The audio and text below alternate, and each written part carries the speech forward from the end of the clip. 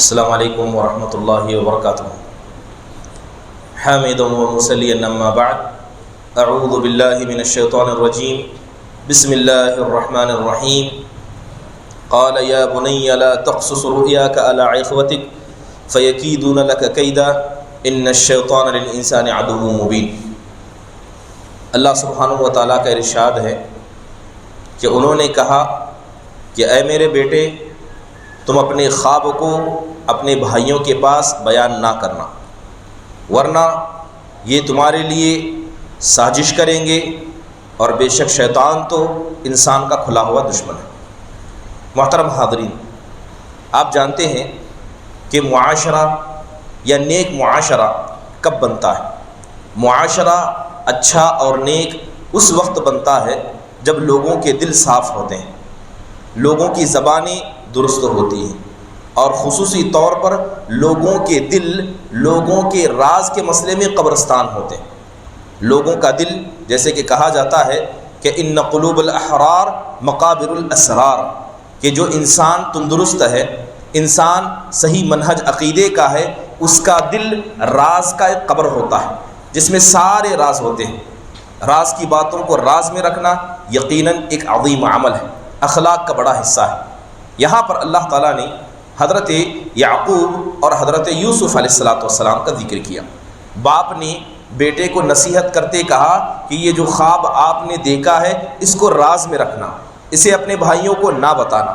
تو راز میں باتوں کو رکھنا یا ایسی چیزیں جس کا لوگوں کے سامنے بتانا درست نہیں ہے، اسے اپنے پاس محفوظ رکھنا، یہ اخلاق کا بڑا حصہ ہے۔ بلکہ اللہ کے رسول صلی اللہ علیہ وسلم نے سخت وعید سنائی ایسے لوگوں کے بارے میں جو لوگوں کے رازوں کو سنتے اور بیان کرتے ہیں، خاص طور پر اگر مسئلہ شوہر بیوی کا ہو۔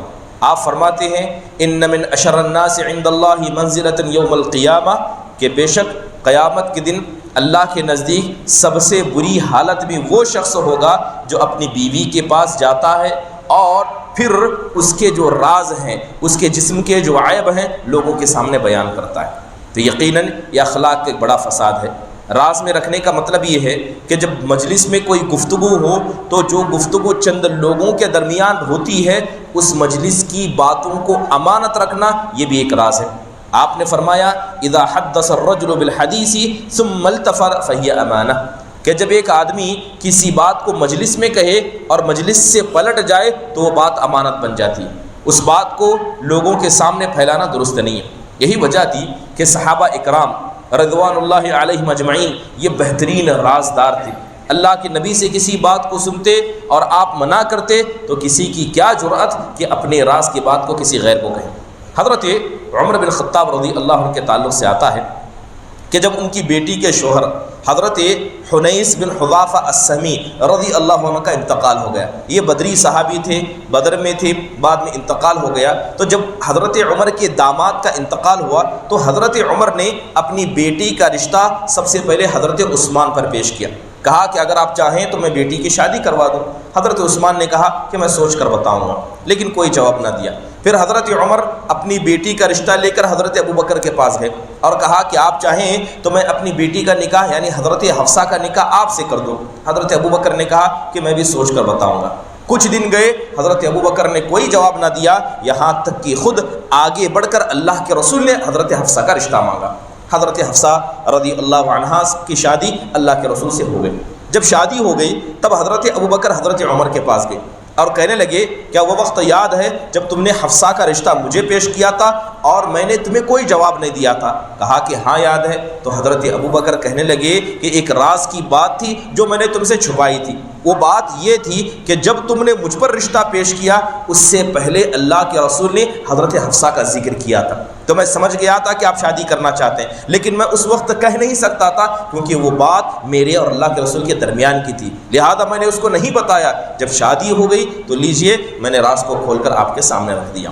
حضرت عائشہ رضی اللہ عنہ کہتی ہیں کہ ہم بیٹھے ہوئے تھے، آپ علیہ السلام کی پیاری بیٹی، آپ کی لخت جگر نور نظر حضرت فاطمہ رضی اللہ عنہا آئی۔ حضرت فاطمہ یہ بالکل اپنے ابا جان کی کاپی تھی، ویسے چلتی جیسے اللہ کے رسول چلتے، ویسے بولتی جیسے اللہ کے رسول بولا کرتے۔ بلکہ حضرت عائشہ اللہ کے رسول کے انتقال کے بعد فاطمہ کو دیکھ کر روا کرتی. ان کا چلنا، ان کا بولنا، بات کرنے کا سارا انداز اپنے ابا جناب محمد الرسول اللہ صلی اللہ علیہ وسلم کی طرح تھا. حدیث کے اندر آتا ہے کہ حضرت فاطمہ آئی، اللہ کے نبی بڑی ان سے محبت کرتے تھے. آپ علیہ الصلوۃ والسلام اٹھے اور فاطمہ رضی اللہ عنہا کو اپنے بائیں جانب بٹھا کر آپ نے ایک کان میں بات کہی. جیسے ہی وہ بات کہی حضرت فاطمہ زور زور سے رونے لگ گئی. اللہ کے نبی صلی اللہ علیہ وسلم کو سمجھا رہے تھے. پھر اللہ کے رسول نے دوسری بات ان کے کان میں کہی تو حضرت حفصہ ہنسنے لگ گئی.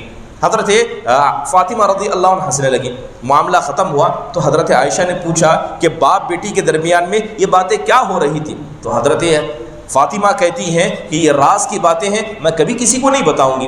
لہذا وقت گیا اور اللہ کے رسول صلی اللہ علیہ وسلم کا انتقال ہو گیا. انتقال کے بعد حضرت عائشہ کہتی ہیں کہ اب میں اس راز کے بارے میں پوچھوں گی کیونکہ اللہ کے رسول تو نہیں رہے. حضرت فاطمہ سے جا کے پوچھا کہ اب تو بتا دے کہ وہ راز کیا تھا. تو حضرت فاطمہ کہنے لگی ہاں اب میں بتا سکتی ہوں. کہنے لگی کہ جب میں اللہ کے رسول کے پاس آئی، میرے ابا جان کے پاس آئی تو ابا جان مجھ سے کہنے لگے کہ جبرائیل ہر سال ایک بار آتے تھے، اس بار میرے پاس 2 بار آئے ہیں اور 2 بار مجھ سے قرآن سنا ہے. اور اے میری بیٹی، میرے موت کا وقت قریب ہو چکا ہے، میرے جانے کے بعد صبر کرنا، رونا دھونا نہ کرنا. یہ بات سن کر میں رونے لگی. کچھ دیر ہوئی تب اللہ کے رسول نے دوبارہ کہا اے بیٹی، کیا تمہیں اس بات سے خوشی نہ ہوگی کہ اللہ قیامت کے دن جنت کی عورتوں کا سردار تم کو بنا دے؟ یہ بات سن کر میں ہنسنے لگی. تو یقیناً یہ راز کو اپنے دل میں رکھنا یہ عورتیں اور مردوں ہر کسی کی بات ہے.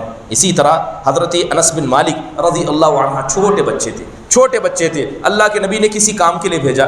معصوم بچے تھے تو لوگوں کے بیچ میں، بچوں کے بیچ میں کھیلنے لگے. جو اللہ کے رسول نے کام کہا تھا بھول گئے. اللہ کے رسول صلی اللہ علیہ وسلم تلاش کرتے کرتے آئے تو حضرت انس کو بچوں کے درمیان کھیلتے دیکھا تو اللہ کے نبی نے کہا اے انیس، جس کام کے لیے بھیجا تھا اس کام کے لیے جاؤ. تو حضرت انس دوڑتے چلے گئے. تھوڑی دیر بعد کام کو پورا کر کے واپس حضرت انس آئے. چھوٹا بچہ ہے، غور کریں.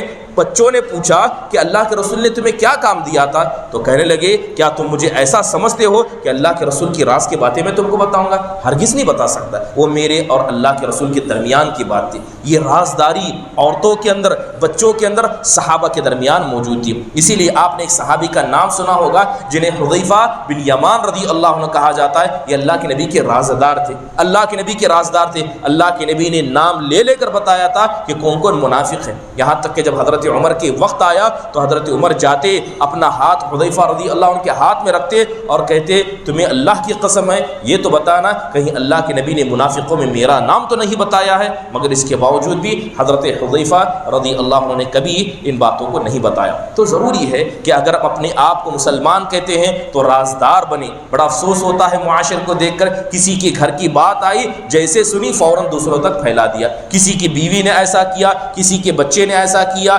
جیسے ہی سنے لوگوں کو پھیلانا چاہتے ہیں. یہ اخلاق کا برا حصہ ہے. اس کی وجہ سے معاشرے میں فساد برپا ہوتا ہے. اللہ سے دعا ہے کہ اللہ تبارک و تعالی ہم کو رازدار اور راز کو رکھنے والا اور راز کے مسئلے میں نبی صلی اللہ علیہ وسلم اور صحابہ کو اپنا مقتدا سمجھنے والا بنائیں. آمین. وآخر دعوانا الحمدللہ رب العالمین. السلام علیکم ورحمۃ اللہ وبرکاتہ.